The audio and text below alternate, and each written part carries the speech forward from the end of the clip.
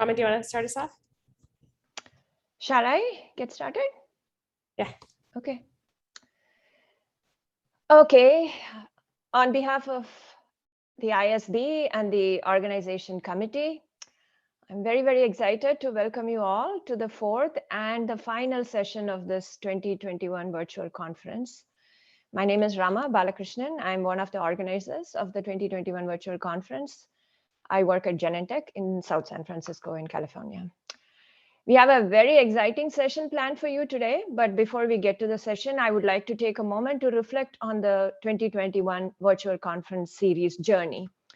As you all know, the annual Biocuration conference is one of the main events organized by the ISB, where the curation community comes together to exchange their work and ideas. And in 2020, when we, the ISB executive committee, realized that we won't be able to meet in person, we were scrambling to figure out how to best organize a virtual conference with people in different time zones, what kind of attendance we would draw, how often the meeting should be, what format, etc., etc. We polled your opinion through a survey, and thanks to all your great feedback and support, today I can very proudly say that the virtual sessions were a big hit, were very well attended, and a resounding success. I want to thank each and every one of you for showing up and supporting us, and most importantly, for supporting each other. We appreciate your commitment to the ISB and to the community. And again, a big thank you to all and congratulations. While at Stanford, I have organized several in-person conferences, and I know what kind of effort it takes to put together an in-person conference. In contrast, organizing a virtual conference, while not that complicated, has its own challenges. But we have a very talented bunch of volunteers and organizers who gave their time and effort and made this happen. To all the organizers and volunteers, you know who you are. Thank you so much for making the meeting this big a success. Thank you so much for meeting with me every week to figure out the logistics for each session and all figuring out how many abstracts and all the logistics, basically. My deepest gratitude to all of you on behalf of the entire organizing committee. Federica, you single-handedly managed the Zoom sessions, sent out all kinds of email reminders and post-meeting surveys. Thank you. Please also convey our thank you to your PI for offering the lab Zoom account to host these meetings. Sue, thank you for organizing. I'm sorry? Thank you. Yeah, Sue, thank you for organizing GatherTown for today's poster session, which was another big thing that we didn't know how to figure out when we started organizing this virtual conference. How would people have a meaningful poster session where you go and stand around a poster and talk and have good discussions with presenters. So thank you for figuring out all the logistics on that. Our sincere thanks to all the session and panel chairs, speakers, panelists for sharing your work and for all the lively discussions. And lastly, you all have given valuable input through the surveys. We will incorporate your suggestions and feedbacks and ideas for our 2022 meeting, which will also be virtual, by the way. Please stay tuned for learning more about the 2022 meeting series. And with that, I hand over today's session to Nicole. Thank you. Yes, thanks, Rama. Thanks, everyone, so much. All right, so we're going to start the session today with a presentation of the annual general meeting. This is going to be a little bit shorter than it has been in the past. I've kept the slides a little bit more minimal. And then we're going to follow up this presentation with a panel discussion with former members from the executive committee to talk about kind of strategic planning and how they view the ISB executive committee's work in the past and what do they think about it currently and where should we go in the future. So the annual general meeting is just to give an overview of the work that we've been doing over the past year. So I'm the current chair of the executive committee, and I'm joined by a great team of people who've served on the committee for the last year or several years. So yes, I'm the current chair, and Ruth Leverine is our current secretary, and Robin Ha is our treasurer. And other members include Rama, who we just heard from, Frederick Bastian, Jane Lomax, Randy Vida, Marianne Tooley, and Sandra Orchard. We are saying goodbye to Frederick, Jane, and Sandra at the end of this month.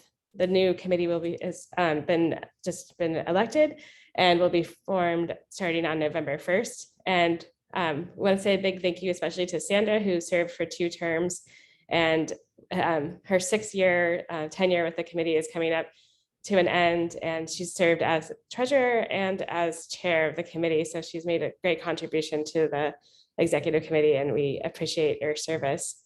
And this is my first announcement for the newly formed committee. And congratulations to the executive committee, the newly elected committee.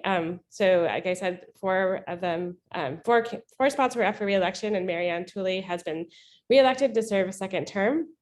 And we have 3 new committee members joining, will be joining next month, including Federica, our own Federica, who's here and has done so much tireless work to help organize these conferences. So we are thrilled to have her on board, as well as Parul Gupta, who's also participated on the conference planning committee, and Shushma Nathani, who has done a lot of work on the equity, diversity, and inclusion committee. So congratulations to our newly elected members, and they'll be joining us next month and be serving 3-year terms. And I think we'll have a great committee going forward, and we hope to do lots of good work, continue the good work in the future.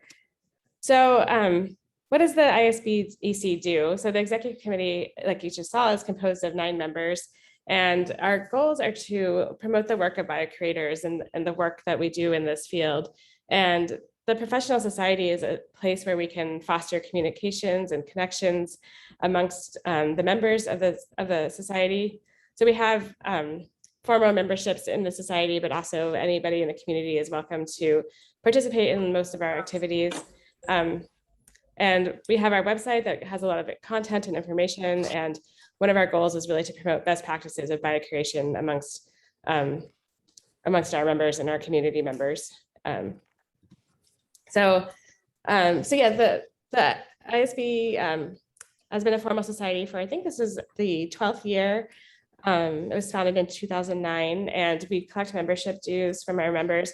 As you know, over the last year, or as you probably know, over the last year, we have not been able to collect our membership dues due to some technical complications with our payment systems, but that has now been resolved thanks to the efforts of our treasurer, Robin Ha, who put a lot of work into figuring out some of our issues with our financial payment systems. So now we are back to using Stripe, which is a payment system kind of like PayPal or Venmo, to collect membership dues.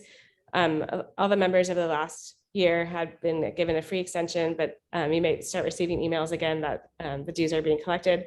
We currently have over 200 members in the ISB, and we thank you for your membership. And on the right-hand side of the screen, you can see an overview of our finances for the last year. So we've collected over 7,000. The society is based in Switzerland, so this is Swiss francs.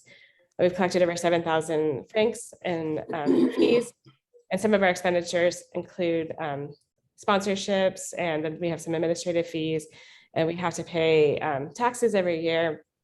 And we're currently operating on a balance of over 121,000 francs. So what does the executive committee offer? What do we do? So those of you who are unfamiliar, we have a lot of different services and opportunities that we hope are beneficial to the community. And during the strategic planning session too, I hope we can talk about some goals and talk about if there's other things that we want to be offering, what kinds of opportunities may we have. What some of the things that we've been doing to date is that we organize the Isb Awards, and I'll talk more about that in a minute. In the next hour of this session, we'll have the 2 award winners from this year giving talks on the great work that they do. We offer travel fellowships, so we fund attendees to come to our conferences when we gather in person. We also offer microgrant fundings in the amount of 500 Swiss francs for various proposals, including gatherings for smaller gatherings for curators to get together and work together.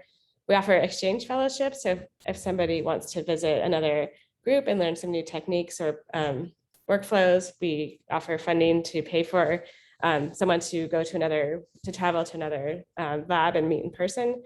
We also, for members, we offer a discount on the publications in the database journal, which is our affiliated journal. And we do a lot of communication and outreach. So we try to really just promote the work of our members in the society and in the field of biocuration. So we have a quarterly newsletter that's put together by Marianne that's full of tons of really great information. We have our email list that goes out to over 700 members. So that's a great way of communicating and disseminating information to the community. We have a Twitter account where we post information. We also include information about training opportunities and job openings on our website. And we've been getting a lot of those lately. Looks like a lot of groups are hiring. And so yes, with our awards, we have 2 awards that we offer. We have the Biocuration Career Award, which is offered yearly. And this year, Anne from the University of Lausanne was selected, and congratulations to Anne. And then every other year we do an exceptional contribution to Biocuration Award. And Amos from the University of Geneva was selected this year for that award. And congratulations to both of you. They will be giving talks in the next hour, like I said.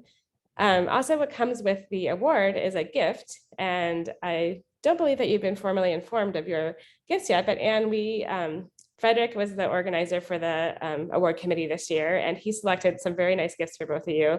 And you'll be receiving a gift card to a spa near where you live in Lausanne, and he's delivering that to your office in person. And Amos, we have a gift certificate to like a family amusement center for you, and I'll send that to you via email after this session. So we hope that you enjoy your gifts, and congratulations on your awards, and we look forward to hearing your talks shortly. So yes, the ISB has done a lot of work in the past year.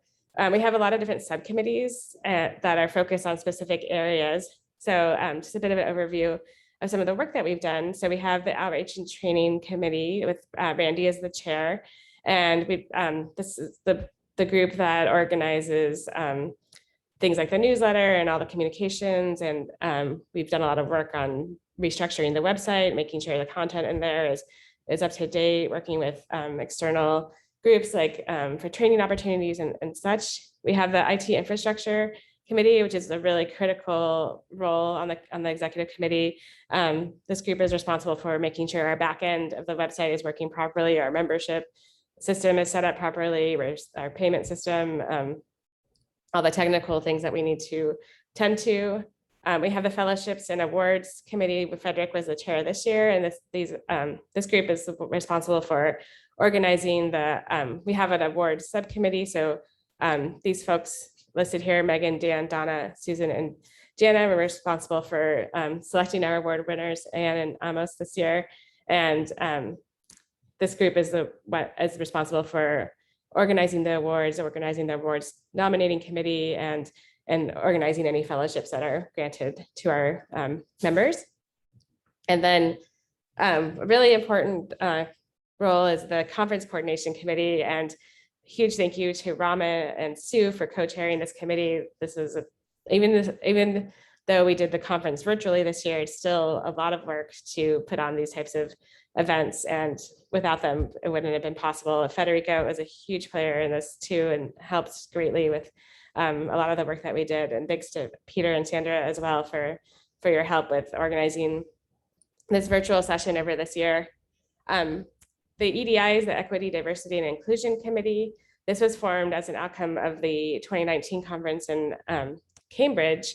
And we have a big group of people who have been involved in this, and they've been really pivotal in a lot of work that has helped develop our code of conduct, for example, and they've put on workshops, and just are being very mindful and responding to needs that help promote equity and diversity inclusion amongst the ISB. So this is a newer committee, but it's been really important work that they've done over the last 3 years.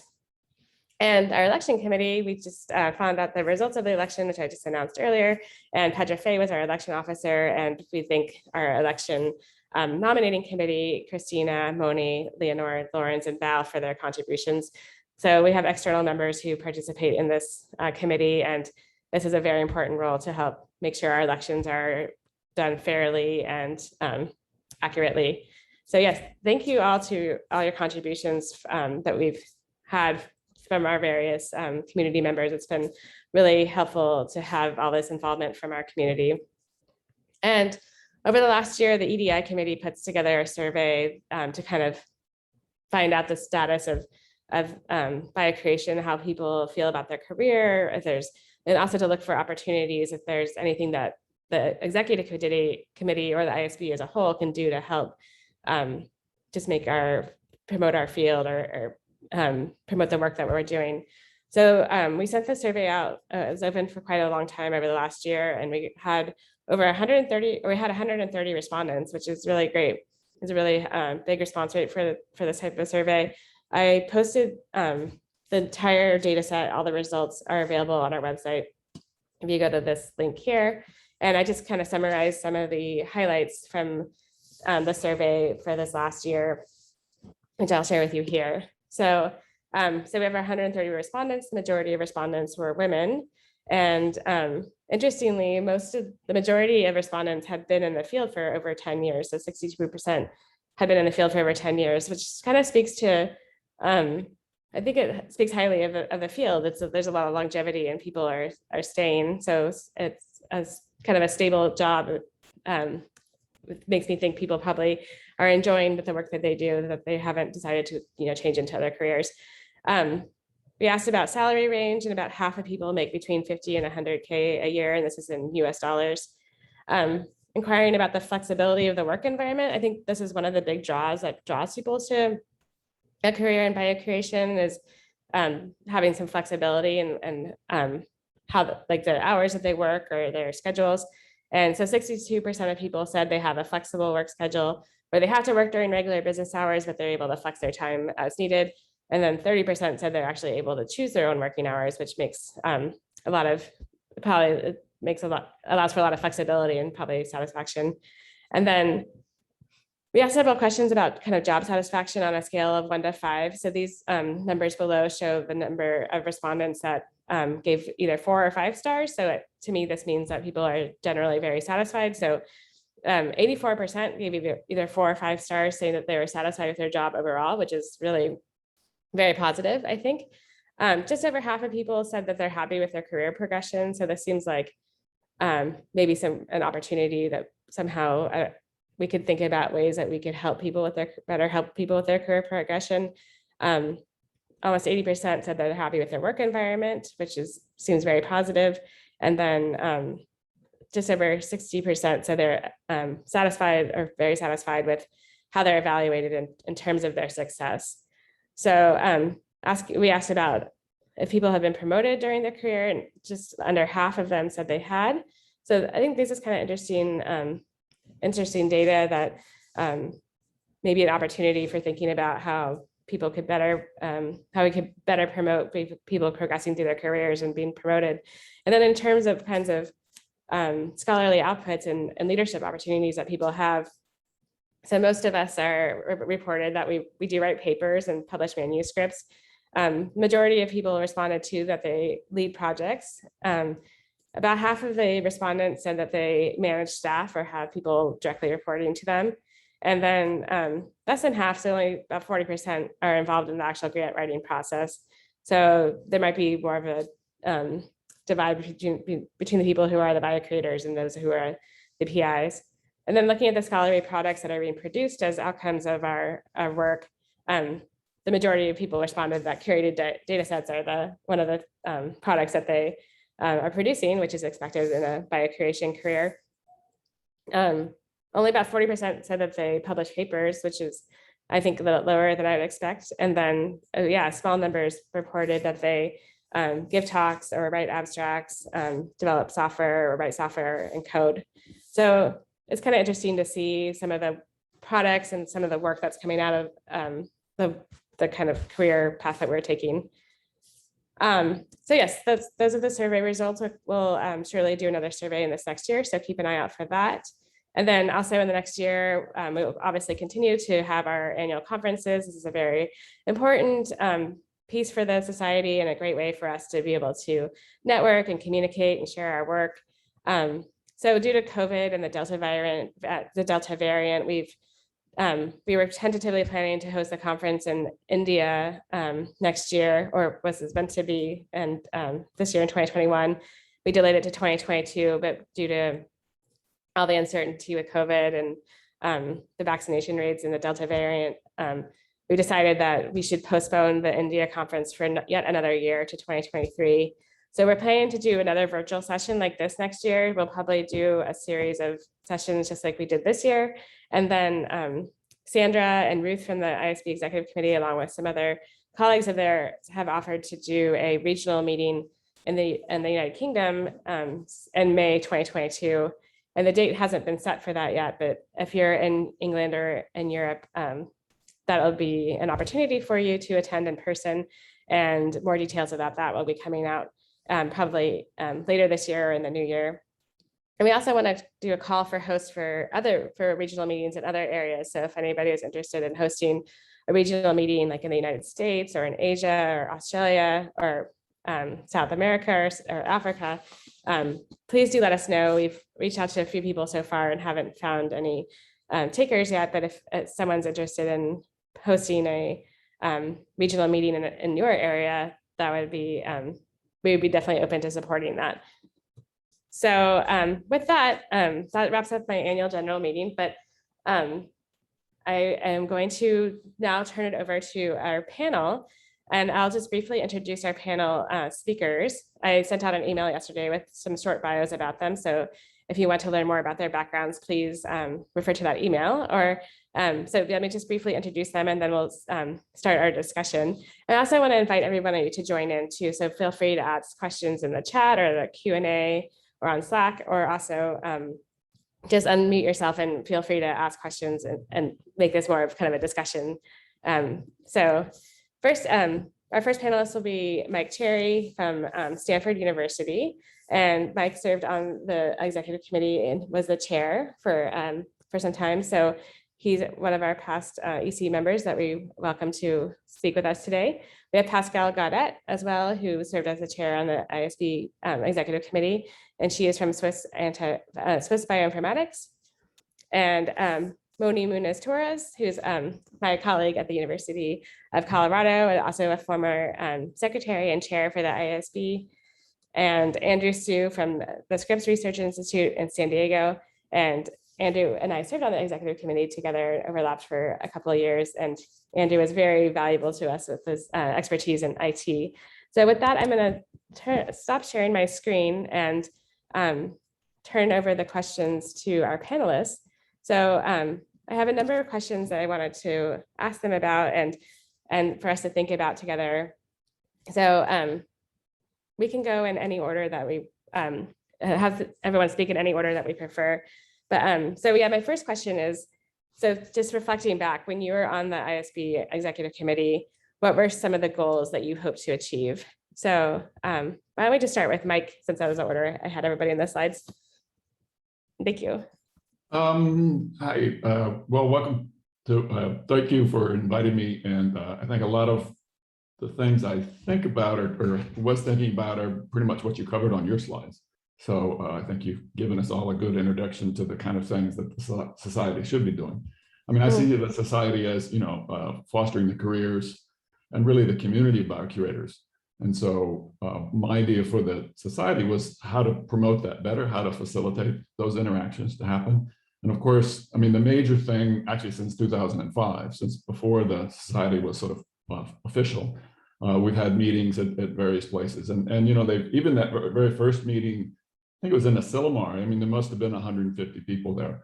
So, you know, there's always been a huge interest in biocurators coming together and doing things. And so that really, you know, that really fostered the need for a society like this.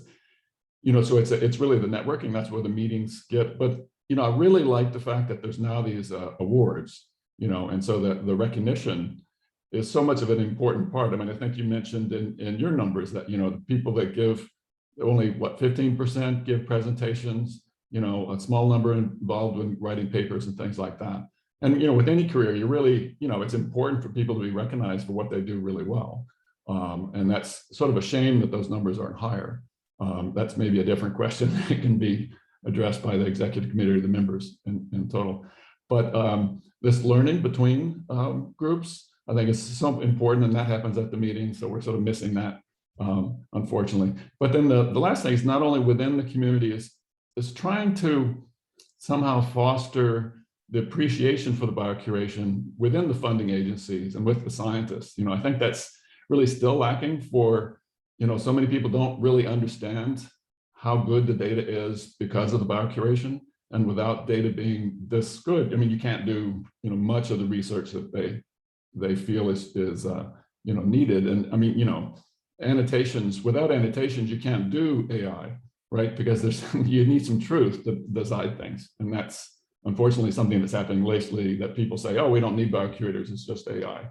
But of course, they've got it wrong, and that's more disinformation in this time where we get a lot of that. So thanks. Yeah, that was brought up during the first panel too, with the idea of, that the machine learning can replace the work that we do. And it was, something that was like, absolutely not.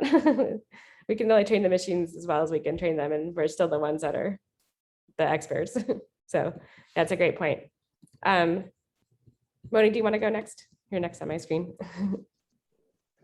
Cheers.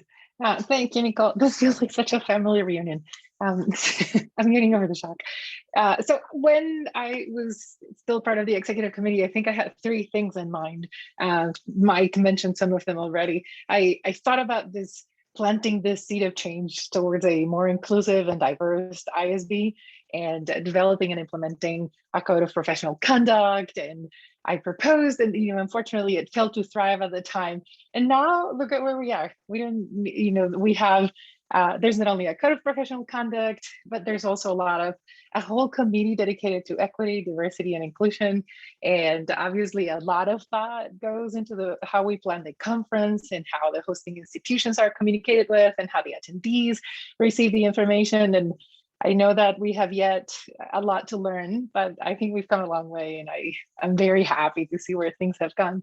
I also thought, growing the membership to cover a variety of professional backgrounds, even wider than before, including and welcoming more graduate students. I thought maybe we could give opportunities to the students to make the ISB theirs, the way other societies have managed to get the student section into their society, for instance. Also, I thought including more of the non-model organismal researchers, agriculture, livestock, expanding beyond the biomedical field towards every corner where biocuration is applied. And I recall we had amazing representation from these and other communities at our conference in 2017, I think. Palo Alto. And I would, I fear that we may have lost some of that momentum, but I know that there's great input from many biocurators outside of that field, and it's my dream that we can keep engaging them in that way. And the third thing I thought back then is, how can we engage biocurators from Latin America? Of course, my region of the world, and my pie in the sky dream was that we would hold a conference in the region. We have yet to achieve that. And of course, I especially thought, let's go to Bogota, Colombia, and hold a Biocuration conference there. There's a lot of good interest. So yeah, those were kind of the things that I dreamed. And it's so rewarding to see the steps and the long way that the society has come ever since. Absolutely. Thanks, Moni. All right, Andrew, do you want to go next? Isn't it Pascale next? Oh, sure. Okay, Pascale. I think she was next in the slides, was she not? Yes, you're right. I'm just, now you guys are ordered differently in my screen. Yeah, it doesn't really matter.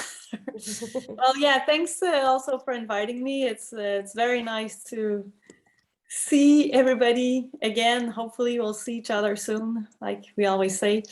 But to answer your question about, so when we founded the ISB in 2000, so that was after the 2008 meeting, and you had it on your slides. This was our original mission statement, and the points, Mike, you just repeated them too. But promote the work of curators, get more recognition, for our work by the scientific community and by funders, and so this was really something we always had in mind, because how do you keep these resources going if you don't have the recognition of scientific community? I know I've been told, and I'm sure you guys had the same experience, curators, when you go to a conference. I know I've been called like some kind of a lutin, like a gnome that fills the database at night, and you didn't know how this happened in the morning, that there was data there, and it's like, oh, you're the one. And so, I mean, we're quite invisible. I mean, depending on your community, they don't always see what you do, the people using your work.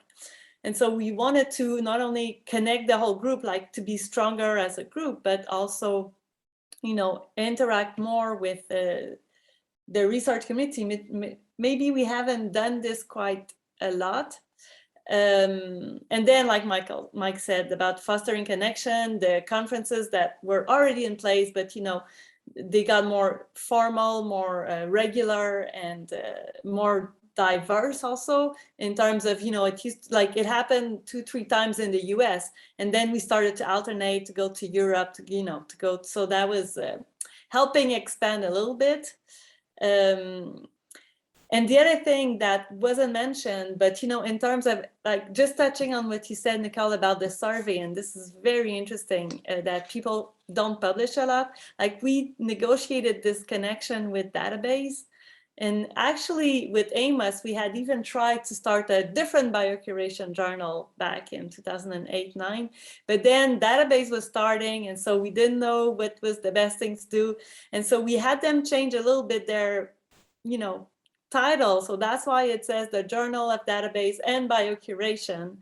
And that's why we always had this 20%, discount to encourage people to publish. And maybe this is not sufficient if, like, I don't exactly know why people don't feel they can publish, but at least there's a journal, because I know before this journal existed, it was hard to publish our work in traditional scientific journals. And so this gave a new avenue. I mean, I know this happens more and more, like we can more easily publish our work, but I think this also helped, having a special venue for publishing our work.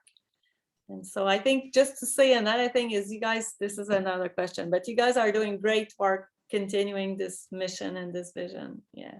Oh, I'm good. pleased to see what's happening in the past 12 years. That's so awesome.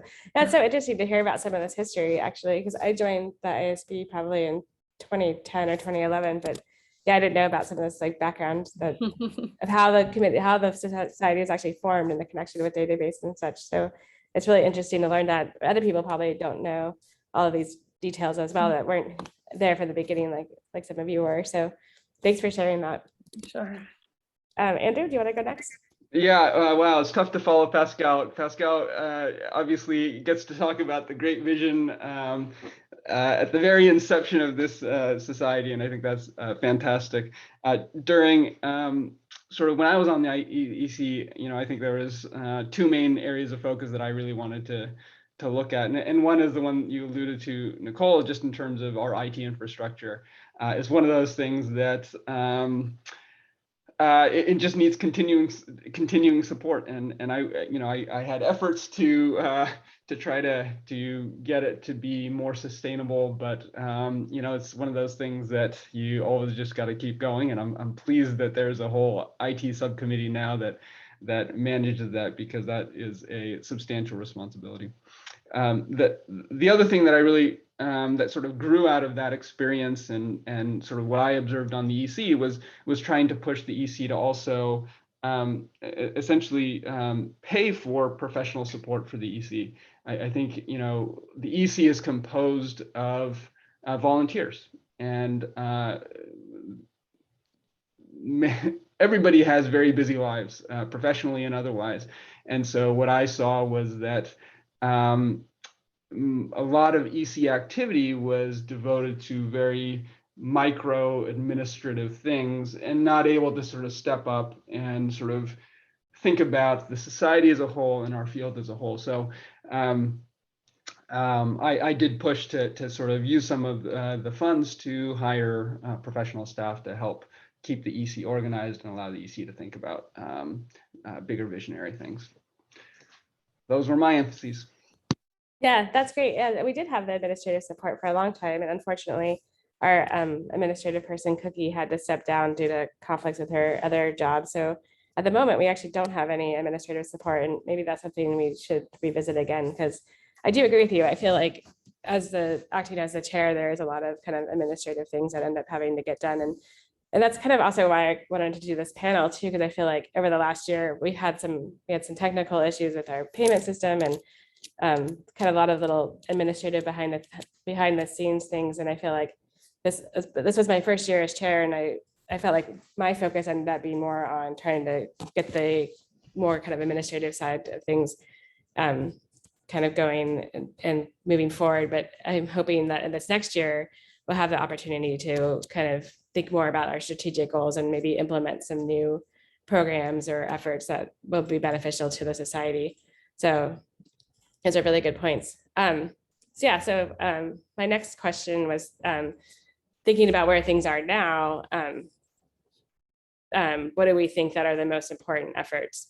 So we have like the micro grants and the awards, and we have the conference, and even any reflection on what you think about how people feel about the format of the conference. I mean, the future is really uncertain with respect to travel and with the pandemic and such, but I've heard some feedback saying how the virtual conference has been really great because it's been more accessible for people. The more people are able to attend, where not everybody can always afford to travel or has the ability to travel due to restrictions at home or family life. So I've heard some feedback that the virtual conference has been nice because more people are able to attend. So if we could go around again, and we'll start with Mike, if you have any comments on what we've been with ISB has been up to since you've left, if you've thought, oh, they're doing such a great job, or oh, it really tanked. any feedback like that? Well, particularly, I'm very impressed with the number of subcommittees and things that you put together, because that was always, it sort of goes along with the fact that there's no sort of support, because, when I was around, the person that worked the hardest was Sandra, right? Because she was the only one that really had to do something, or else the society failed, and that was dealing with the money. And everybody else was volunteering, but there's at some point you can't necessarily put as much effort as you want into it. There's restrictions that way, but then really having somebody to help you with just the basic ideas of payment system, like somebody's got to deal with it.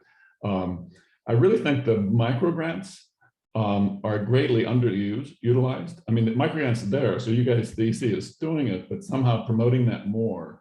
The funds are there, and just being able to, the ideas of traveling to another site, learning from what they do, having small meetings, everything you've said. I think that's such a great way to, to network, to have recognition, to learn from each other, to educate, all the things that we've listed on your first slide there.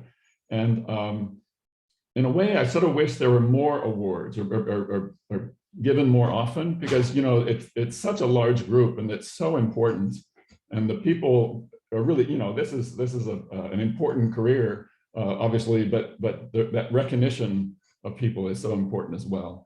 Because clearly doesn't seem to be given to folks by their PIs or their bosses and stuff. So yeah. So awards and micro grants are really quite important. Yeah, that's great. And when I came onto the EC, the micro grants were already in place, but I think some of you may have been responsible for the creation of that. So that's super cool. Yeah, I agree. I think we should think about ways that we could better promote the micro grants. So we kind of bring it up a lot, but I think maybe if we thought about maybe better sharing the ways which people have used them so far. I'm not sure the total number of micro grants that we've awarded, but probably somewhere on the order of 20, I would guess. I've even had a few myself. So I think I would love to think of ways that we could better utilize that funding. And the awards idea is a really great idea too. I think it would be nice to give more recognition to our community members, especially if they're not getting as recognition in some of the other ways like other academics are, with like publications and promotions and such. So Moni, do you want to go next? Yes, so this is thinking where the ISB is now, right? So what are the most important efforts? So it's been a long time since Pascale and I ran into each other for the first time in some the halls of the Institute of Technology in Tokyo Bay, and I volunteered to write a newsletter. And since then, I'm in awe of things that are now accomplished. There's an Inclusivity Award, which I, of course, is near and dear to my heart. And I'm so excited that, as many of you had said before, that we're giving more recognition to the work of our society. Like you mentioned already, Mike, the exchange fellowships, the micro grants, use up those francs, people. I really think that is a good task for us, a challenge for us to embark on. The efforts that have been done for career development for biocurators, the postgraduate certificate, and just the thought of what goes after that is a fantastic next step. And I'm thinking what comes after. And like Mike highlighted, I think having organized the society and the work and emphasis of the society into subcommittees is fantastic. That was, I think, also a really good idea. So I think those are the efforts right now that I find most exciting, and that are probably going to be some of those things that we focus on forward. Yes, awesome. Thank you. Yeah, I forgot to mention the postgraduate certificate and the annual general meeting. So that's something that came about 2 or so years ago. So yeah, that is a really great thing, and does give an opportunity for people to have like a formal training and certificate in this field, which didn't previously exist. I think one of the things, yeah, that I've been thinking about a lot, and since I came on the committee too, was training opportunities. So that's a really great point. Pascale, do you want to go next? Okay, so yeah, I also think that the subcommittees are really nice because it gives an opportunity for people to get engaged in the society, and it brings new ideas. And this is something we hadn't set up at the very beginning. We wanted to, but so many things to do. So this is really great. I think like the virtual conference is working very well. I completely agree. Maybe we should have like who knows what happens next, but keep going like this in addition to in person, or have a monthly webinar, either one person or a topic. I know at the Go meeting last time we did topics like pathogens and text mining, and then everybody was excited to talk about the one topic. So I don't know, it's just suggestions, so maybe like 4 times a year like that you can, and it's very nice, the format of 2-3 hours, not full days and full complications with time zones.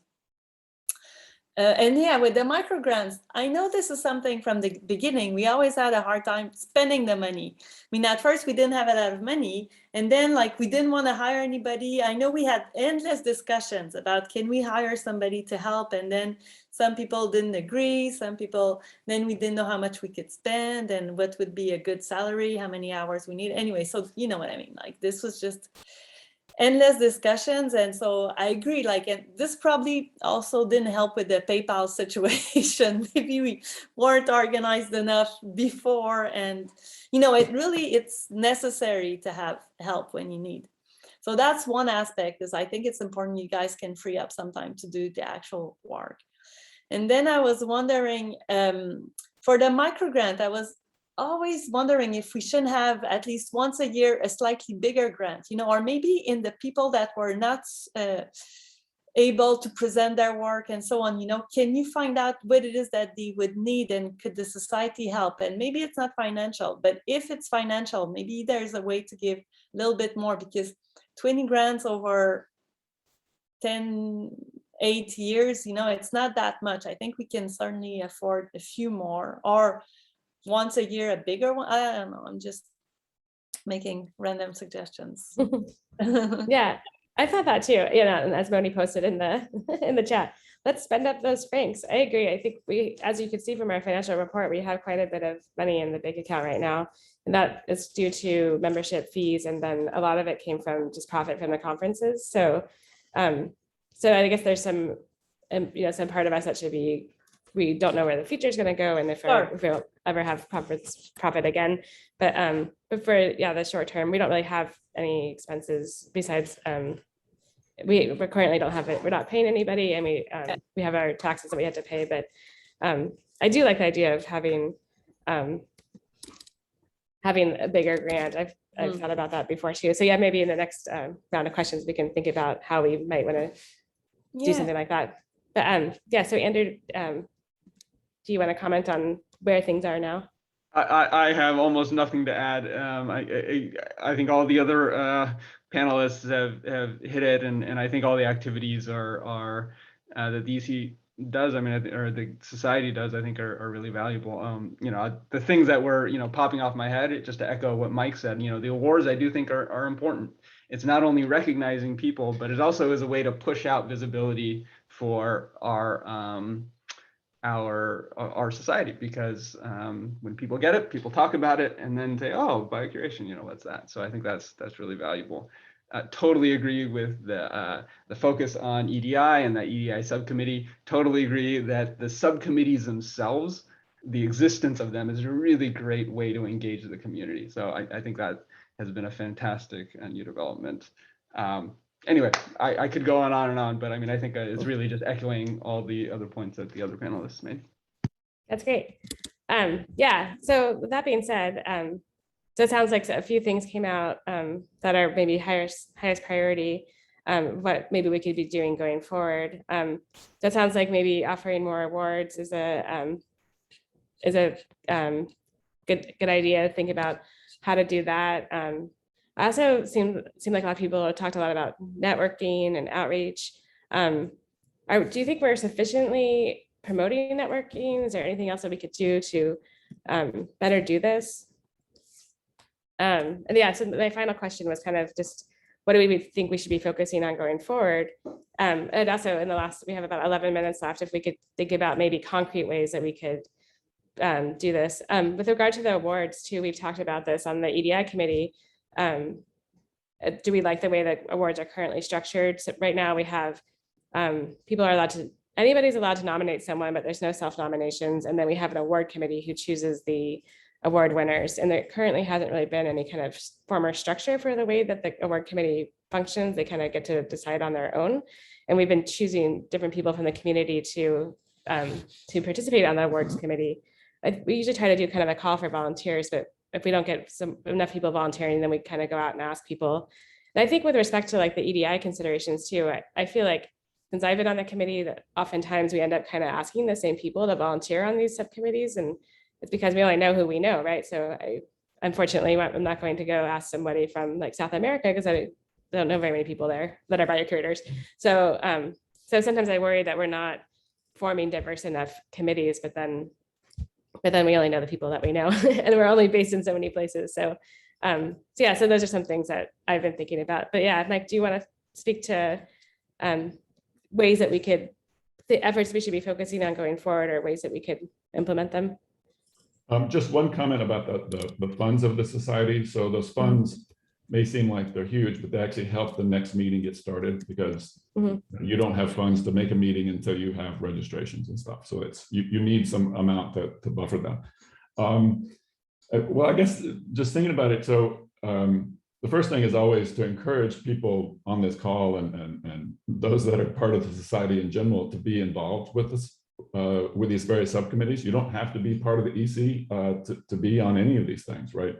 And so that really helps you get connected and motivated and things as well. So being involved is something, we're always promoting for folks. I also wondered, the idea of the publication that came up, one of the things about database, and I'm associate editor there, so just so that's clear, is perhaps it's actually the paying for the publication, the access fee, which even though journals are open source, they still require some funds. So there's something like the micro publication system where there's no cost involved might be worth checking into. So I don't know, if you don't know about that, you can just Google micro publications and sort of see what that's about. And so, yeah, and but right, somehow we got to get back to face-to-face publication, face-to-face conferences. We're all zoomed out. We all miss just idly talking to 3 people at once, instead of a room full of 40 faces on a screen. So yeah, I think we're all very Zoom fatigued, and yes, I cannot wait to see you all again in person and give you hugs. But yeah, that's a really good point about the publications. So maybe that could be an opportunity too for the ISB, is we have the microgrant funding, but that doesn't quite cover the publication costs for database in most open access journals. I know other societies have done that. They've paid for publishing fees. So if that's a barrier to entry for some people who are not publishing as much because they don't have the funds to pay for the fees, maybe that's something that ISB could offer too. So that's a really good idea. Next, Moni, do you want to comment on future efforts?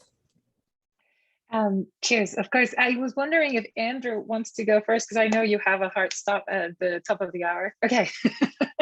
So, all right. So I'll be quick. I wrote down a few of the things as I was thinking today. So, I think that continuing to help to the improvement of job security and making room for professional development for our profession is incredibly important. The work of the postgraduate certificate is a fantastic first step, and all of the training materials that are now aggregated through Elixir and Goblet are really good.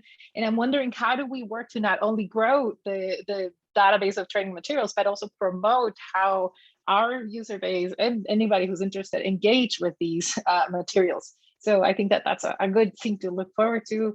I'd also would like to see, as Mike and many have already mentioned this, renewed efforts to encourage participation in the exchange fellowship, and perhaps thinking of this is the world we live in, and maybe we can think of an innovation on a remote approach to how this can be accomplished. Maybe is also something to consider, or maybe a hybrid style of, it's not so easy for many to travel. So anyways, something to think about. And especially thinking of the potential to facilitate more and more frequent connections across the diversity of scientific backgrounds and geographical locations, and just thinking of how we can cast that wider net into what I know is a group of biocuration professionals that are perhaps not in that main track that many of us are on the biomedical aspects. And Andrew mentioned this earlier, and I really think that we should perhaps try to rescue that issue of the professional support for the society. I know that many of you who are here, who have worked so hard, I know Mark and Tanya and Petra and Kimberly and Mike, Jane, Marianne, Lenore, and Sandra, of course, Bridget, are all here, and you know how much work that it took out of your time to be able to do it. And so it would be amazing to be able to support the society with that approach.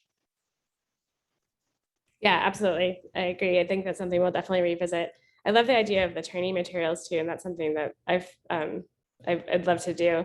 And just one example is with the OBO Foundry. We've been there's been some efforts recently to develop some training materials that are kind of self-paced learning materials, and then we have weekly or bi-weekly sessions to have people like kind of a drop-in office hours kind of thing. I would love to see that with the ISB if we could. Maybe we could even fund people to develop the materials, and then we could share them openly, and then maybe set up some kind of learning sessions where people can show up and learn like whatever cool things you guys are doing. You should teach us. Yes, Andrew, that's a great idea. Yeah, Andrew, do you want to go next before you have to go? Sure, thank you. So the only thing I would mention is maybe a little bit of a pet sort of topic of mine, and that is actually licensing, and it's something that I think is nobody likes to think about, right? None of us got into biocuration to think about licensing. None of us got into science because we wanted to think about things like that. But yet, I think it has such a profound impact on the resources we develop, especially as we think about this interface between biocuration and AI. And large-scale data mining. Licensing just has a huge impact, and the choices we make in terms of licensing really impact how I think how that interface develops. We had actually a really interesting workshop at the last Cambridge Biocuration meeting for those who were able to attend it on licensing, and I thought it was fascinating. And we had a really great speaker who comes from sort of the law community, and sort of just went through the ins and outs of what actually makes sense in terms of licensing and things like that. Anyway, I think some sort of initiatives so that we as a community can better understand what all the impacts are of our licensing choices, hitting right along to the training theme, I think would be really valuable for our community. Yeah, that's a great point. I remember when you had that workshop too, and I totally agree that we're not lawyers, so we don't know about licensing it. I think I used to be part of the library at OHSU, and the librarians are very well versed in these topics, and it was really helpful. But I think that's something that we should all probably know more about. I think your point is, yeah, it's a great point. And yeah, maybe if we could somehow develop some kind of materials that we could openly share too, and then maybe host workshops and such. That's a very good point, and something we all probably need to know more about and be careful about. So yes, and lastly, Pascale, if you want to share your thoughts. Yeah, so I had noted like 3 kind of different aspects of probably the same thing.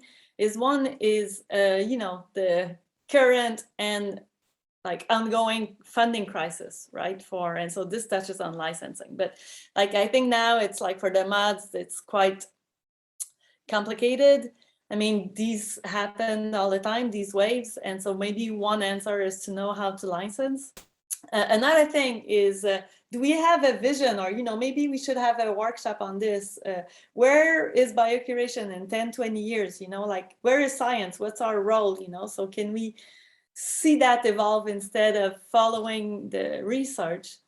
And then another thing is like, maybe we can comment on the AI machine learning, and Andrew also mentioned that, but, you know, we certainly have a role in there. And the way it's presented is the AI people will solve everything and we don't need this, and this should not be funded because the AI people are on the case. And maybe we can write an opinion paper, an editorial or something in database or somewhere else, depending on how the editors feel about that.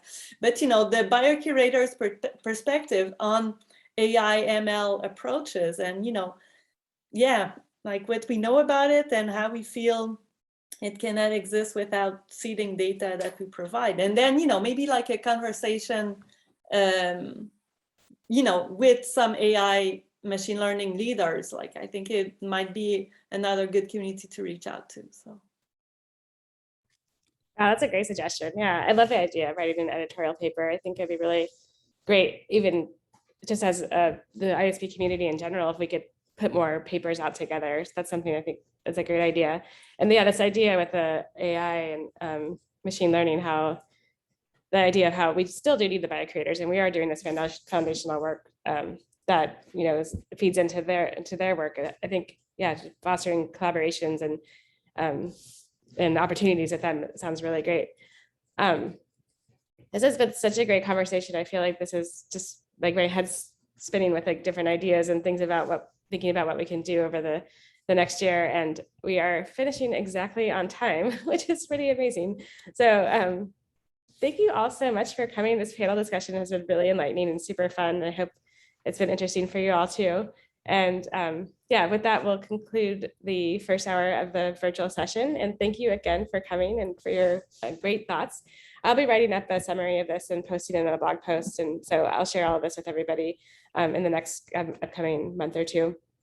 And yes, with that, we don't have any breaks at this session scheduled, so we'll just start the next session. And actually now I'm forgetting who's meant to speak first.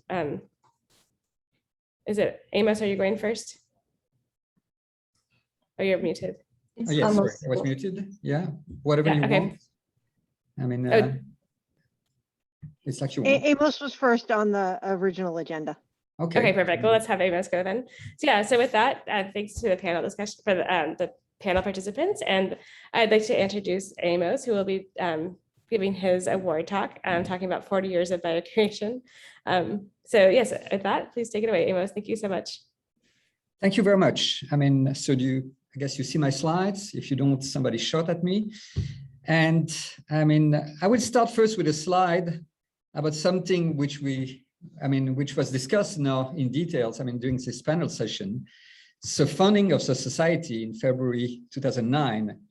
And I found a message that Pascale had sent the day the society was officially incorporated in Geneva, with the first 20 signatories of this of the society.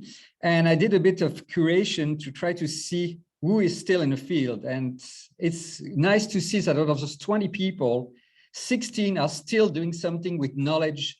Biocuration taken widely. A lot of them have climbed up, and this goes with what was said before about career path, are now, heading groups or are, basically high up in the academic ladder, but 16 of them are, still working in biocuration. 2 have retired, 1 I could not find, and 1 unfortunately is deceased. But I think that shows that biocuration is something when you start it, it's for life. And the title of my talk says that, and I will come back to it. And I think that this has been said now during this panel discussion. ISB has given us really a sense of community. And I would say the conference really were really wonderful, all of them. And it's a pity that we are now, even so that, yes, it's true that going virtual allows more people to listen in, but there is this, atmosphere that there is in conference when you meet people and you really get together, you think about projects to do together. So that's something which can only happen when you really are with people in the same room and, stuck together for 2 or 4 days and discussing and that's great. And I think a lot of initiatives and collaboration have started in those conference. During breaks and this is really great. Of course, all of the other things that the ISB has done is really important, but I think the conference really encapsulates this sense of community. And that's the reason this award is really dear to me, very dear to my heart. I've been lucky to get a number of awards, and often people were saying, oh, this guy working on bioinformatics, and I always say, no, I'm not a bioinformatician, I'm Biocurator. Or people have given me an award on proteomics, and I had to explain, I'm not doing proteomics. I was creating proteins, but it's not proteomics, and always to have to explain biocuration. Obviously, I don't need to explain here what it is. So this is really, I'm really honored to receive this award, and I feel really great that it's in a field which is really my own, all my professional life. So when I thought about the title of the talk, I wanted to say 40 years almost of biocuration. And then I realized that no, it's really 40 years, even more, because I started by typing in about 1,000 protein sequence. The sequence analysis software package, which would later become known as PCGene, but at that time it was not PCGene. And so I was, typing in sequence. And later, 6 years later, it became, SwissProt. So this I don't need to explain. But when I started it, I would never imagine that I would be involved I counted it's 199 in total. So with the first release, 198 further release of the database. And that I would have the pleasure to work with more than 200, we called them annotators. Biocurator was not the term we used until the society was created. So, in Geneva, at EBI and PR, we were speaking of annotators, but that became Biocurators. So it's really, one of my big pleasure in life to have been working all those years with SwissProt. During that time, there was also the first release of ProCyte and Enzyme. And then in 2010, I created with Lily Lane a group which is called Califo, and I will come back to it in one slide later in the talk, which developed Nextprot, a knowledge resource. And since 2012, I'm really back into, really manual curation, because I'm happily working on Celosaurus and hoping to continue to do so for a number of years. Even so, I'm officially retiring from university in 2 years. I don't want to start working on Celosaurus because, biocuration is a bug and you don't get out of it. So we were speaking about funding problem, and there is this saying in French, plus ça change, plus c'est la même chose. And plus ça change is this exclamation, and it says here in the Google definition, used to express resigned acknowledgement of the fundamental immobility of human nature and institution. And unfortunately, if you look at a headline of Science paper in 96, that was a crisis of SwissProt, and you had the word imperial. Almost 10 years ago, we had this famous Nature Cell Biology paper where databases were in perils, and unfortunately, a month ago, model organism databases are in jeopardy. So I don't need to tell you that this funding issue is something recurrent. I'm giving here one slide, which was in fact a slide from the first meeting after the ISB was created, so in Berlin, where I was speaking about funding. And basically, it's still true. We require long-term solution, and funding bodies are generally giving us 2, 3, 4, if you're really lucky, 5-year research grant. I mean, they recognize our efforts, but they rarely have the tools to allow infrastructure to be funded. And at that time, I was quite optimistic by saying that Elixir, which in Europe was created to help in the funding of resource, would solve our problem. And I was even saying that Elixir are often made of vodka and grappa, so it's good stuff. I'm a little bit more pessimistic because Elixir is now almost, well, 10-year-old. I mean, maybe not officially because, I mean, it took a number of years to be built, but money is not flowing into bioinformatics. So why? And this was already discussed during the panel discussion, but it changed during the years. In 1980s, it was simple. People, founders says, you don't need database. I mean, you don't need computer. You have papers, that's all you need. Since it was a golden years of getting funding. In the 1990s, that's where SwissProt at the end of the 1990s, in 98, I would say the end of 98, SwissProt, model organism database, all, I mean, resource managed to get funding, but it was like, oh yeah, do this. There is also genome coming in, just annotate them and then it will be done. So it was funding, but it was with the idea that it would only be for a few, I mean, a small period. Then it was 2000s and text mining can replace manual curation. Okay, 2010, crowdsourcing can replace manual curation. And we heard it today, deep learning and AI can replace manual curation. And of course, none of those techniques can replace, they need to work on a foundation of good annotated, I mean, material. So really, this is a problem, a recurring problem. But what about users? Well, in the 1980s, I mean, the students were saying, if they saw somebody working like me on a database, well, this guy is a failed scientist, you know, he's just, I mean, playing around with computers. The PIs didn't really know why people wanted to create database. They had read all of the papers in their field, and they knew everything about what those papers said, which was more or less true in the 1980s. And in 90s, against this golden age, I mean, students were saying, hey, that's what you're doing is great. The PI were saying, yeah, I hope you get the funding to our one junior scientist to finish a job. And of course, after, I mean, people were saying, you're very slow, you know, why have you not yet annotated all the genes, the protein, whatever is your favorite field of biocuration? I mean, people were saying, you know, we want everything and you have not finished. Why is that? And now I think biocurators are ignored a lot because most, I mean, students or PI thinks that all of this is done completely automatically by computers and they ignore all of the work of biocuration. Now, I will go on one slide on what it takes to be really a good biocurator. I mean, after all those years of training biocurators and so on, of course, you need a broad knowledge of the fields. That's easy. Not easy to have, but I mean, that's easy to define. I think what's really important, and so good biocurators are those which are never, I mean, bored or, I mean, blasé, we say in French. I think you say that also in English. They have a never-ending astonishment when they learn about new discoveries. So they're excited of reading paper. And they are not to be discouraged to be swimming against the current. As long as you annotate, but there is still more things to annotate once you finished annotating a batch of whatever it is, protein, gene, whatever is your, I mean, work. So your interest doesn't get smaller. You need a synthesizing mind, an uncanny ability to spot errors, and this you cannot train people, in fact. You either have it or you don't. There are people which can spot errors, and you show them something, immediately they see the errors. whether it's textual, whether it's inside the papers, the logic of it, and so on.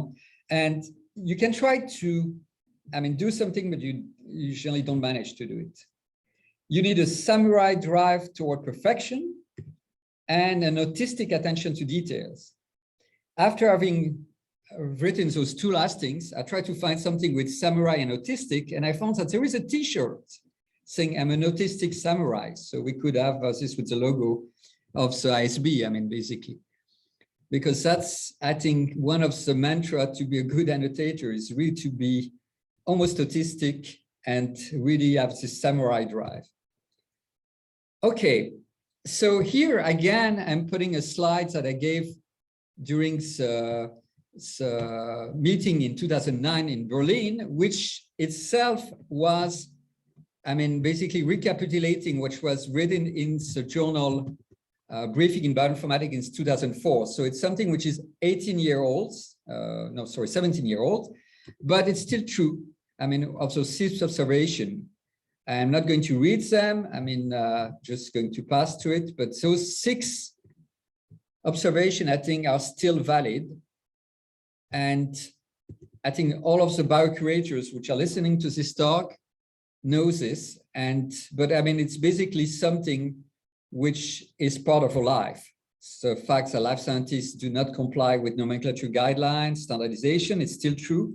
We have lots more resource and ontology and control vocabulary and so on, but people generally do whatever they want with names of gene, of proteins, of whatever is your favorite field. And we're still fighting for funding. And when people go back and give feedback, they will tell you far more what you do wrong rather than what you do right, which is normal. You complain when things don't work. You're far less, going to say to people, this is working, it's nice. But basically, when you see how useful what you're doing is, then all those drawbacks lose their importance. Now, I was trying again to find the third thing which I had said in this conference in 2009, and I found that I was astonished to find that it was on the web a little bit in a different place as Bairoch's lament. And so it was basically, I think it's because of Terry Atwood, which had copied this sentence and put it in different place in talks. And this is something which still depressed me, because I was thinking at the time in 2009 that paper would get semantically tagged immediately when people write articles, that there would be software which would help authors write a paper and semantically tag all of the different objects and relationships so that it would be easier to annotate. But the field of publication has exploded with open access, with a lot of different new journals, and a lot of things have happened, but people still write papers like they did 40 years ago. And basically, yes, journals tell them to give accession numbers, to use, standard nomenclature, but they go, they still write exactly like they did, in the 1980s and 90s, 2000 and so on. So a little bit depressing, this. Now, my last 2 slides, I'll just then going to a little bit of science and what, so my group is doing now. So Califo as a group was created in July 2009 after the completion of the first round of annotation of all the human protein in UniProt KB SwissProt. And at the time of the creations, it was 2 missions. Develop NextProt, a knowledge resource centered around human protein, and carry out laboratory experiment on selected set of uncharacterized human protein to discover their function. Now, more than 10 years after, so we don't do laboratory experiments anymore. And we did a few, we had a number of papers. It was, a normal lab effort with, postdoc and PhD students trying to characterize protein. It worked, but it's very slow, like any, biological characterization project. NextProt, exists since 2011, and it's running and working fine. a little bit of frustration is we had a very nice annotation project inside Nextprot led by Pascale Gaudet, which is, you just heard before. And this allowed to annotate a number of class of protein, protein kinase, sodium channel, a number of cancer genes. And those really, we made really in-depth annotation using an inbuilt tool that we call the Bioeditor. But unfortunately, we stopped. Why did we stop? Not because we ran out of things to annotate, but because we ran out of grants to do this annotation. So that's a little bit of frustration. That's Nextprot is still living. We integrate data, but we don't really manually annotate as much as we did. Okay, last slide. What I'm really doing myself now, in the last years, working on Cellosaurus. So it's a knowledge resource on cell line, about 130,000 entries. So it's all type of cell lines except plant cell line, if you want to have in one short sentence. So every type of cell line used in the labs except for plants. And there is about 50 different type of information item, a lot of literature reference because this is a manually created resource, a lot of cross-reference. It's accessible on Expazi, which is also something which is dear to my heart because this was the first web server in life science. It's continuously running, since it was created in 2003. And the database is downloadable on 3 different formats, text, OBO, and XML by FTP. Part of the content is loaded in Wikidata, and there's a license CC0, if we were speaking before license. So Cellosaurus itself is CC BY 4.0 license. It's part of an ecosystem of people working on cell line, especially the International Cell Line Authentication Committee.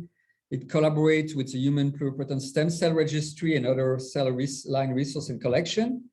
Since the beginning of 2021, it's an Elixir core data resource. And since July, it's an IRDIRC recognized resource. So it's basically the international organization on the research on rare disease. So it's recognized as a resource important for rare disease. Now, that's very quickly what is the Cellosaurus. So I will stop here with this slide, which I updated from a slide I did in 2006 when it was a 20-year of SwissProt, and in Fortaleza there was a meeting where I put all of the people, not only the people which work on SwissProt, but people which had helped SwissProt, people with whom I had collaborated and so on, and updated this with all of the people in Califos that worked with Califos that have helped me with Cellosaurus and all of this. So here is a list of the first names, sometimes with a ×2, ×3, because there was 3 times some Chantal, 2 times an Yvon, and so on, of all the people I want to thank, because without this collaboration, without those people working with me, none of what I've done could have been possible. And I will thank you for your attention. Oh, Amos, thank you. That was a fantastic talk. We have some time for questions if anybody has anything they would like to ask.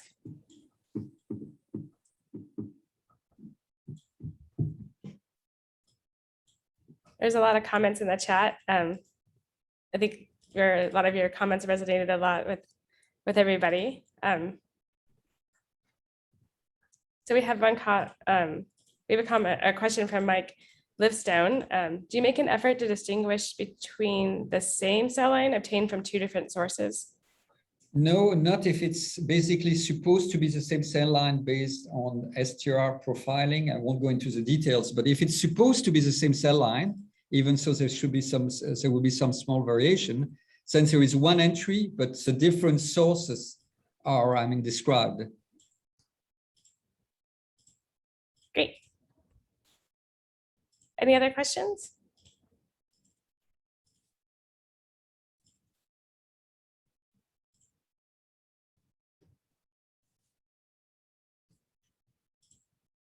All right, well, thank you, Amos. That was really cool. It was really nice to see that kind of overview of the history of the formation of the... Just one thing, Thiago's asked me if I have any tips for young biocurators. Or maybe just say, don't hesitate to go into this career. That it's fun. And I think to see that so many people which worked on biocuration are still working on biocuration, it's not because they're stuck doing this, it's because they like it and they're excited about it, even so it's difficult to get funding. I mean, people love to do this. And so, I mean, a young biocurator should go for it. So, Yeah, actually, I kind of have a question about that too. I feel like, how does one really get into this field though? Especially if you don't have a PhD. I feel like almost everyone I know that works as a biocurator has a PhD in some like basic biological field and worked in basic science in the beginning, and then kind of, and then entered the field for various different reasons. But if you don't have a PhD and you don't want to be a bench scientist first, is there really an entry into this field? I think it's a good question. I mean, in Swissport, we used to have biocurators which didn't have a PhD at the beginning. And then, I mean, so hiring bar got bigger, higher and higher. And so new biocurators, which were hired later, were always with a PhD. So we didn't exclude people without a PhD, but it's true that it's the first thing I said inside things which are necessary is a good knowledge of the field. You don't need a PhD for that. It helps if you have done a PhD because you have been already a number of years studying a certain field or a certain subject in biology. So I don't think you need a PhD, but you need to have amassed enough knowledge that when you get, I mean, interview, you can show that you really know the subject. I will be a good example because actually I do not have a PhD. So I will talk about that in my talk. Oh, excellent. Yeah, it does seem it's a challenge because there's not really any formal training in biocuration. You can't get like a master's or even like a bachelor's in biocuration. So that would, you know, normally how people get into most fields, at least in academia. But yeah, but then there's a postgraduate certificate now, which is open to people who are coming out of undergraduate. But yeah, I feel like if I had to advise somebody who didn't want to go down a PhD track, I would probably advise them to learn more computer science kinds of skills, but then that's kind of leads them to a different kind of career and gives them a different kind of skill set. So yeah, it's challenging, but I agree with you, Amos, that you kind of do need the biological background and understanding, but I don't feel that you only get that through PhD training. People learn these things in other ways, especially now with so much open access to learning with like the MOOCs and everything, that the idea of formal training is less relevant than it used to be. There's one more question in the Q&A from Jeet. They ask, what do you think can be done to encourage researchers to publish using accessions and standards?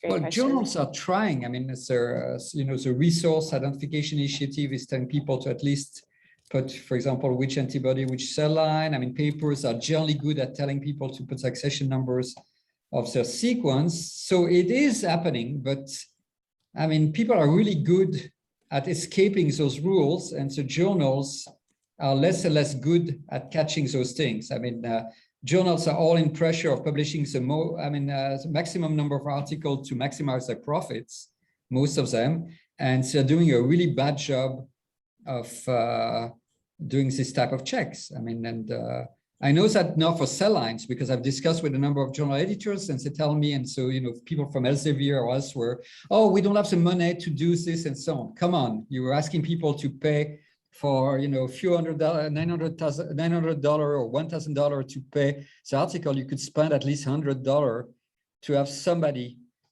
check those things or build tools that do it. But I mean, they prefer, I think, to maximize their profits. I'm a little bit maybe cynical, sir. All right, I don't see any more questions coming in. Jeet says thank you. Thanks so much, Amos. That was really fantastic, super engaging. With that, let's turn it over to Anne. Anne will be speaking next, and she's our other Biocuration Award winner. And thank you so much. Sorry. And before you get started, Anne, in the chat, Leonora suggests that the ISB offer a certificate for a compliant paper and then charge Elsevier for it.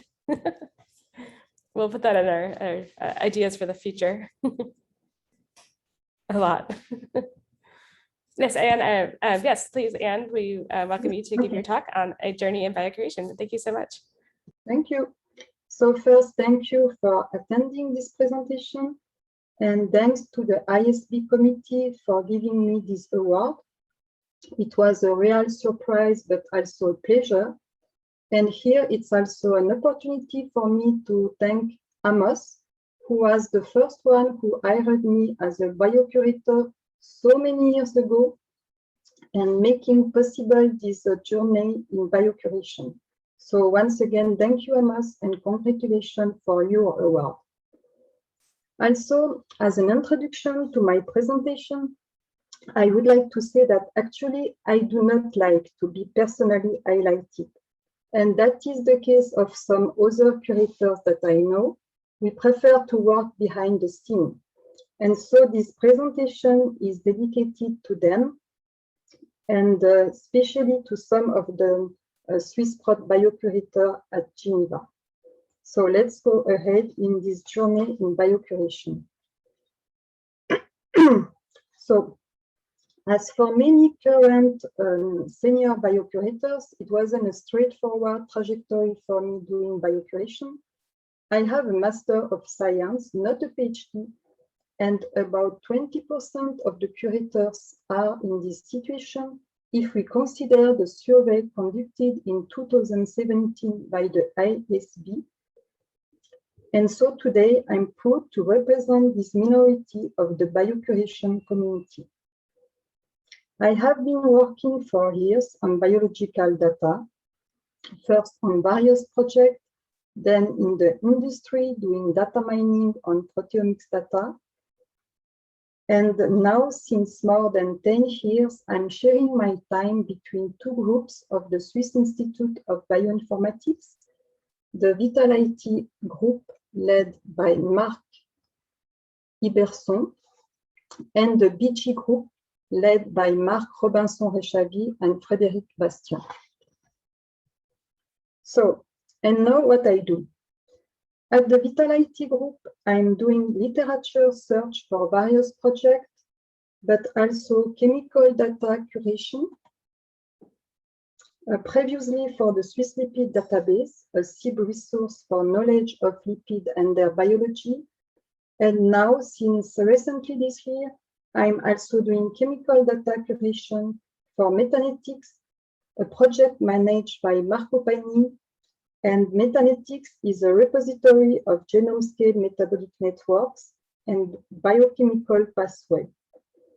I was also involved in some clinical data harmonization for diabetes-related European project.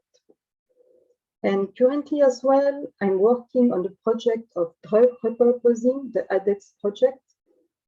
And I will give you later a small example of the added value of the manual curation in such project. At BG Database, BG for Gene Expression Expertise, I'm responsible for the data curation.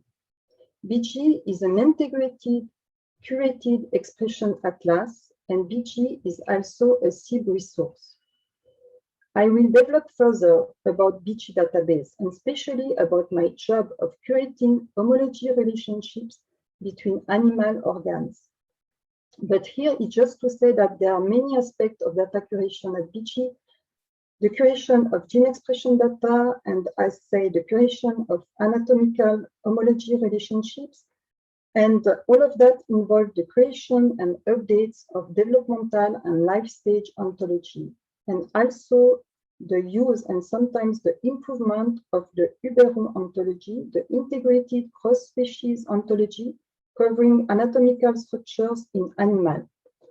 We are working closely with the Huberon team and proved to be considered as one of the creators of this ontology.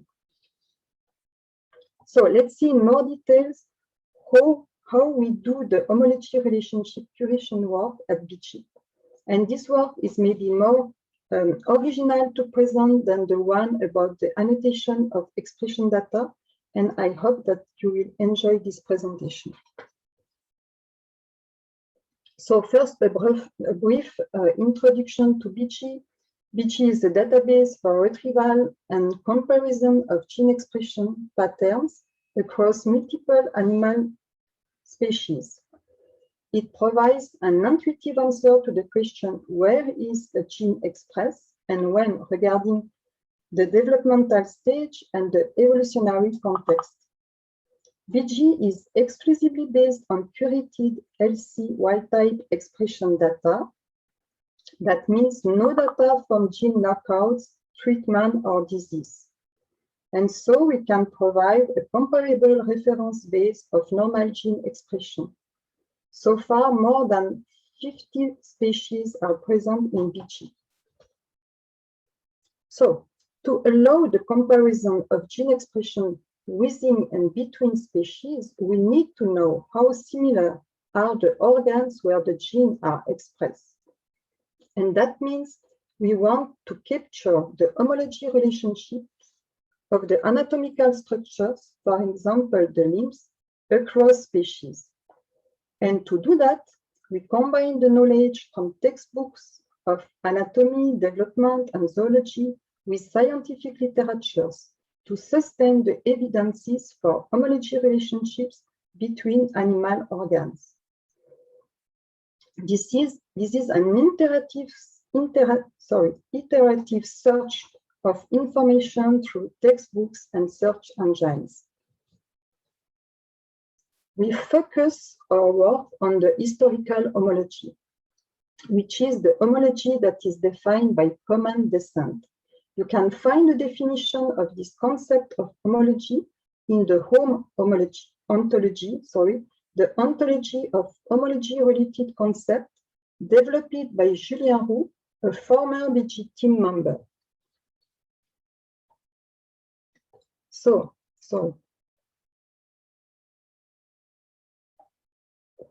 Now, briefly, a slide to describe the resources used to capture the information. And actually, we follow the roles of the GO annotation to capture and structure our information. Uberon is used to report the anatomical structures. Eco-ontology, the evidence and conclusion ontology, is used for the evidence types. Confidence information ontology for evidence assessment. And the taxon IDs are reported as provided by the NCBI taxonomy. And concretely, how we do make this curation work. Here you see a screenshot of our first annotation file in the year 2012. It is an Excel file, the usual basic tool to capture raw annotation, at least at the start of the project. I show you this screenshot to explain that at that time, it was not easy to integrate new species into our pipeline. The anatomical structures were available in species-specific ontologies only, sometimes 2 ontologies by species, depending if an ontology was available for the embryonic organism and another one for the adult organism. Here, for example, you see here the list. Here it is an example how at that time we were reporting the known homology of the lung and the swim bladder. The swim bladder is a gas-filled organ present in fish and with mainly hydrostatic function. So you see here the list of the ID for the lung in the embryonic human anatomy ontology, even two IDs at that time, and the ID for the lung in the embryonic mouse ontology, and here the ID for the lung in the adult human ontology, and the lung in the mouse adult ontology, and the ID for the lung in the zebrafish, and the ID for the lung primordium in the xenopus, both in the xenopus, and here the ID for the swim bladder in the zebrafish ontology. So all of these ID were mapped together to the HOG, homologous organ group, that we created, the long swim bladder group, and were annotated with reference that sustained the homology. We had to do such mapping for each organ we wanted to report evidence of homology. And to add a new species into our pipeline, we needed an anatomical ontology specific to this species. And we had to redo the mapping of the organs available in this ontology to the corresponding homologous organ groups, each organ by each organ. And it was a very hard job and it was time consuming. That's why at that time, we only had 5 species in BG.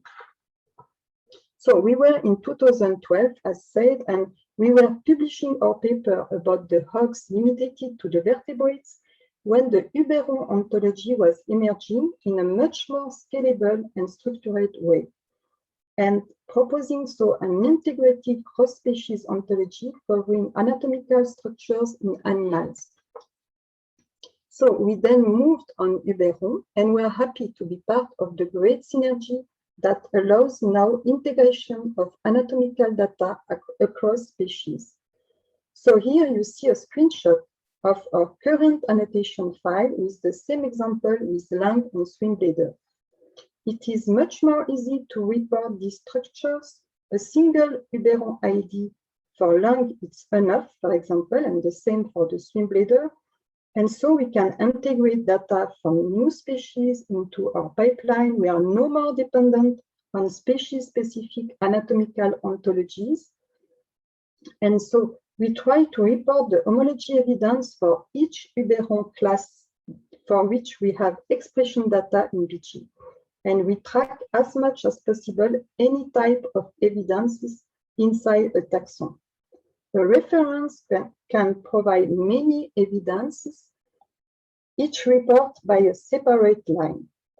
And as for Go annotation, the current annotation file that you see here can be processed under various flavors. For example, to define the ancestral taxon where an organ first emerged.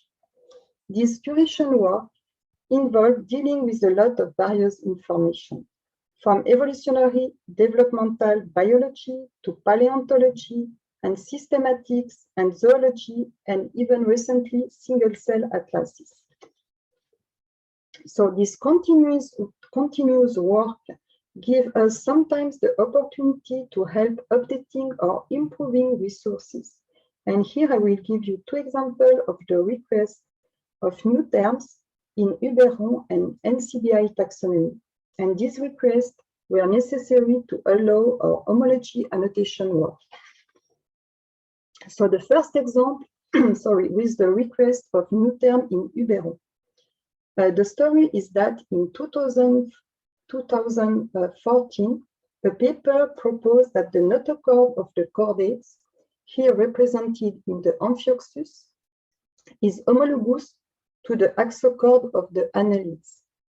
So the homology relationship was also described at the precursor level in this paper, with a presumptive axochord being homologous to the chorda mesoderm of the chordates. The term notochord was already present in Uberon, but neither the term axochord nor the term presumptive axochord. So in order to capture the homology relationships, we requested these 2 classes. And having known these 2 classes in Uberon, we then performed the annotation of the homology hypothesis. We reported the evidence for the notochord as an homologous structure inside the chordata with high confidence.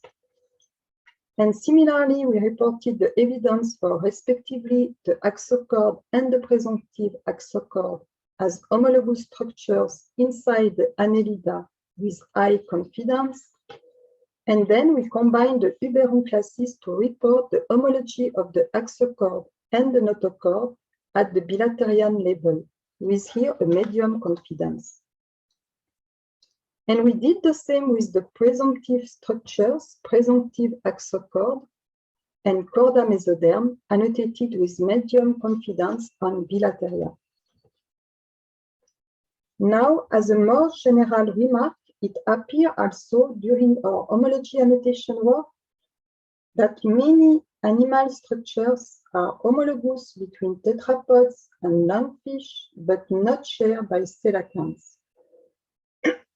This is why we asked NCBI taxonomy to add the new taxon Dipnotetrapodomorpha. And now, sorry, let me show you some slides about the fact that this homology hypothesis may evolve over the time, and this is also part of the curation job to track these changes. Here we will talk about the central nervous system. So, as you know, in vertebrates, it consists of the brain and spinal cord, and in invertebrates, it includes central ganglia plus nerve cord. The question is, how the nervous system of the insect can be compared to the nervous system of the vertebrates.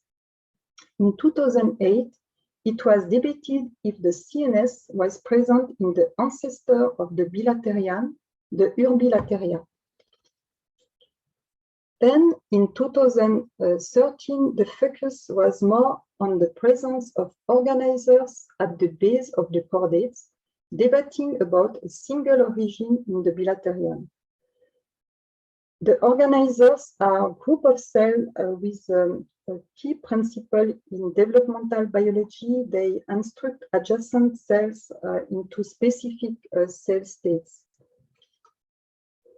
In 2018, the advances in molecular patterns sustain the independent evolution of the CNS in bilaterian, pointing out the convergent evolution of the nerve cords in bilaterian.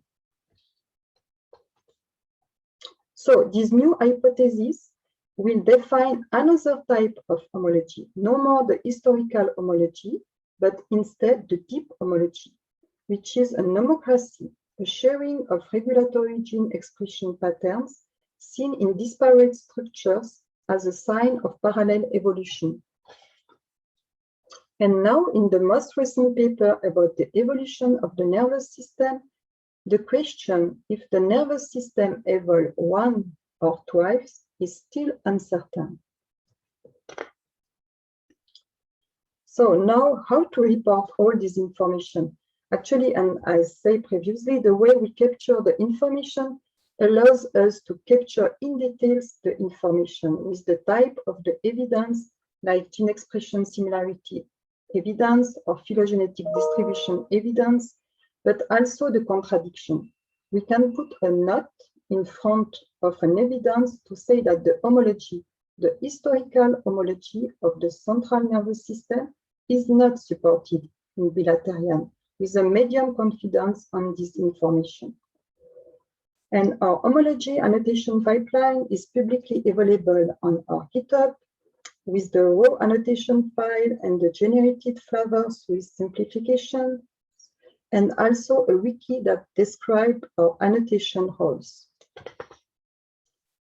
And now I finished the part of my presentation related to BG, and I would like to warmly thank all the people of the group of Marc Robinson-Richavi, and of course the BG team, Julien Volbret, Sarah Fonseca, Tarcisio Mendes, Valentine Reich de Laval, Aurélie Comte, former annotatrice at BG, and also a special thanks to Sébastien Moretti, sysadmin and BG pipeline manager for his stable and constant support over years. And of course, Marc Robinson-Richavi and Frédéric Bastien, the PIs of BG database, for continuously renewing their trust in me. And now I would like to talk about something different working for the Vitality group at SIB, Swiss Institute of Bioinformatics. I would like to share with you a funny recent event when working on the ALDEX project for Vitality. It is just to emphasize the impact of the manual curation of the literature in a modeling project involving high-scale metadata. This project is a joint effort between ADEX Therapeutics and SIB to identify potential new indications for a dopamine antagonist. To do that, at Vitality, we use computational tools and especially integrated knowledge graphs. And here we use the DRKG graph, that is a drug repurposing knowledge graph for COVID-19. And we use this graph as a working example dataset. And during our exploration of the graph, we came to the point where we had triplets with the relation traits between respectively 5 drug bound compounds and one target, the compound poly-3 hydroxynonanoate, which is weird. Usually a compound treats a disease. So we came back manually to the drug bank database to check the information, and actually all the compounds were known to act mostly differently, and it was disturbing. So we then move forward into the literatures to check manually every compound with the most recent information. And by crossing back the information, it came out that actually the compound poly-3 hydroxynonanoate is a mistake. Its abbreviation PHN is actually the one for the disease post-herpetic neuralgia. So it was just a tiny example of the added value of manual curation in a big computational project, where manual curation allows to assess and control quality of the information. And I would like to thank all my colleagues at SIB and particularly my colleagues at Vitality.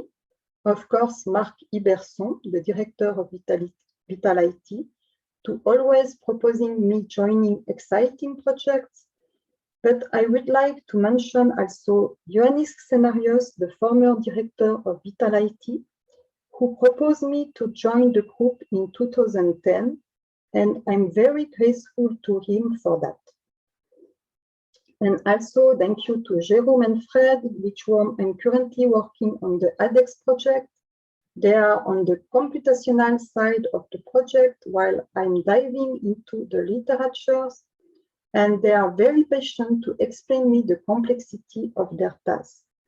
And Marco also, with whom I'm currently working on metanetics for his enthusiastic sharing of his passion for metabolic networks. And finally, I would like to finish my presentation with some remarks. I'm enjoying a lot my job, and the reasons are various, but just to say, a big part of my job is to read interesting scientific literature, and this is an amazing job. Not sure it exists another job where we are paid to enjoying reading. And with that, I finish my presentation and I thank you all for your attention.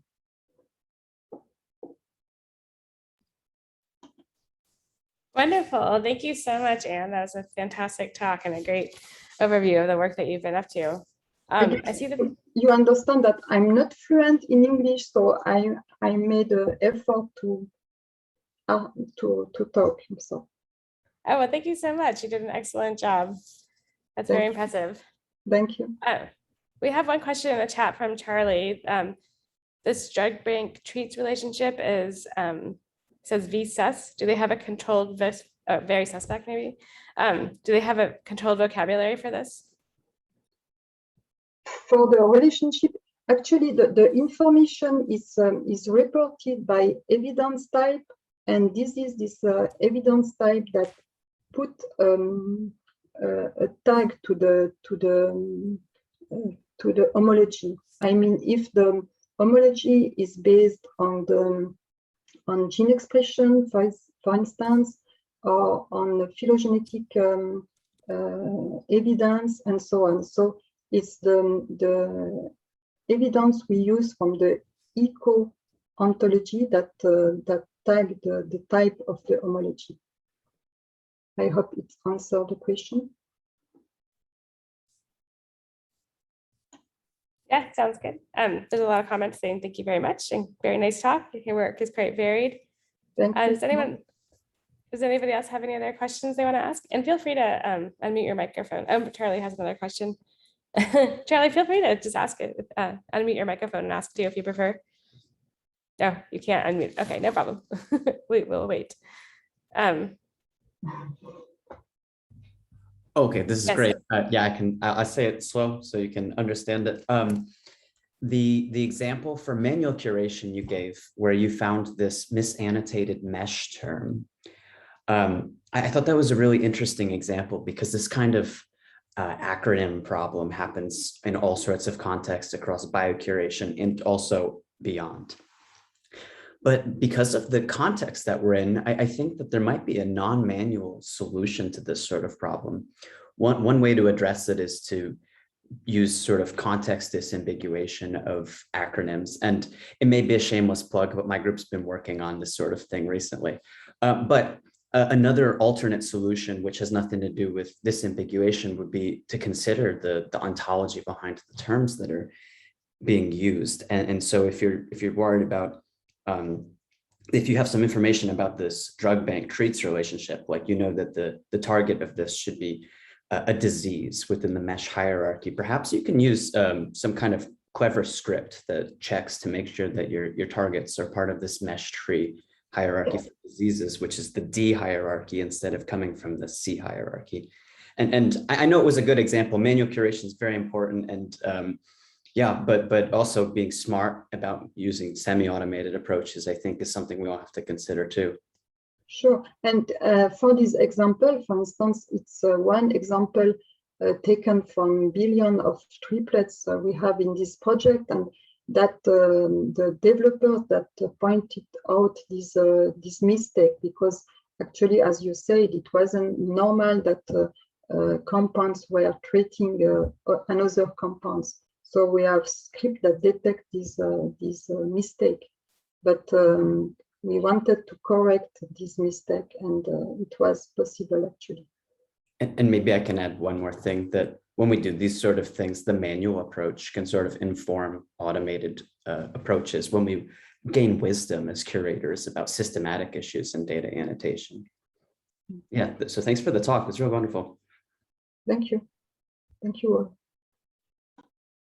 Yeah, thanks so much to both of you, Amos and Anne, and congratulations again on receiving these awards. And I hope you enjoy your gifts too. Please send pictures. We can share them with the community. Yes, unless we have any more questions, we can wrap up this portion of this session. And next, we're going to be doing our poster session, which will be open officially for the next hour. But I think actually the Gather Town will be open for several hours. So we asked the presenters to be there for the next hour, but the posters will be up for a little while. And can I hand it over to Sue, and she'll guide us through the Gather Town experience, which I think is going to be really fun. This will be my first official time doing Gather Town. Maybe some of you have done it before. It's like Legend of Zelda kind of video game-esque, which will be a fun format to view everybody's posters. So with that, I thank everybody so much, and congratulations again. And we appreciate you participating and listening and learning more about some of the efforts from the ISB. So thank you all, and let's head to our poster session, and I'll hand it over to Sue. Thank you, Nicole. Yeah, thank you. Thank you, Nicole. So yes, so we're in Gather Town. You should have, in a couple minutes, it'll be officially open for everybody to join. And you just use your little arrow keys to move around, and the posters are in the back of the hall. There are arrows to direct you to find them. And hopefully everybody will have something that's a little closer to the hanging out and chatting experience that many of us at least enjoy in a poster session, of really getting to interact. And the Gather Town will be open for 2 hours. Yeah, that's what we've paid for. And so feel free to enjoy the whole space. There's a number of private spaces for chatting. There are a couple of breakout rooms if you want to have an impromptu meeting, like at a person, at one of the in-person meetings where you get a bunch of people together and you say, oh, we're going to hash this out in an hour. And then there's a big lounge space for people to relax and maybe play some games and just get to catch up with friends. And I look forward to seeing everybody there in a couple of minutes.